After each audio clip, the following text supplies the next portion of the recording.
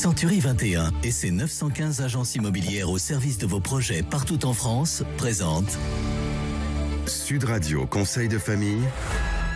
C'est donc l'heure de retrouver Conseil de famille et ce soir nous avons la chance de recevoir Maître Antoine Leroux, notaire à Paris 15e. Bonsoir Maître. Bonsoir Stéphane.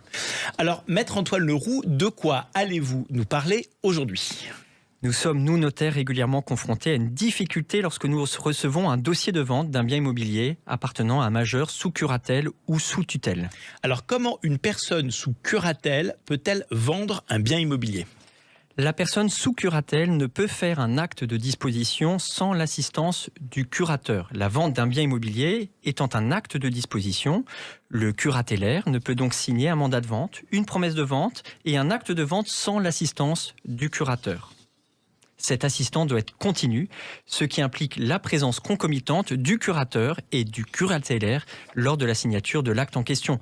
En conséquence, il n'est pas possible de faire signer séparément le curatellaire et le curateur. Et le curateur peut-il donner une procuration s'il n'est pas disponible ?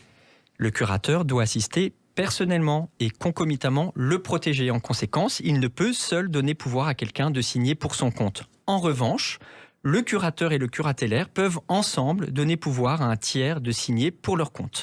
Et qu'en est-il de la personne sous tutelle cette fois-ci ? Le tuteur ne peut vendre un bien immobilier sans l'accord du conseil de famille ou à défaut sans l'accord du juge des tutelles. Et à quel moment doit-on obtenir cet accord ? En principe, avant la signature du mandat de vente, le tuteur se fait autoriser à vendre le bien à un prix minimum. Fort de cette autorisation, il peut mettre en vente le bien, signer toute promesse et tout acte de vente. Or, nous recevons régulièrement des dossiers sans que l'autorisation ait été obtenue en amont.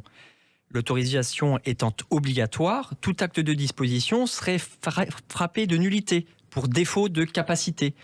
Nous ne pouvons donc recevoir une promesse de vente dans ces conditions, même sous condition suspensive d'obtention de cette autorisation.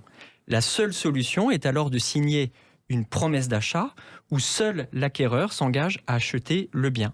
Cette promesse d'achat, bien que peu protectrice, permettra à l'acquéreur de trouver son financement pendant que le tuteur sollicitera l'autorisation du juge. Alors qu'est-ce que vous préconisez ?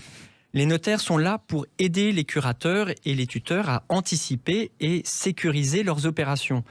Je les invite donc à recourir à une étude notariale disposant d'un service de négociation immobilière. L'étude notariale accompagnera le tuteur et le curateur pour une mise en vente sécurisée, sans risque d'action en nullité. L'annuaire des études disposant d'un service de négociation immobilière est sur immobilier.notaire.fr. Eh bien merci maître. Si des questions subsistent, n'hésitez pas à les adresser aux équipes de VIA en adressant par exemple vos questions sur le site de Conseil de famille, conseil avec un s-2-famille.com. Conseil de famille à retrouver en podcast sur Sud Radio. C'était Sud Radio Conseil de famille. avec Century 21 et ses 915 agences immobilières au service de vos projets partout en France.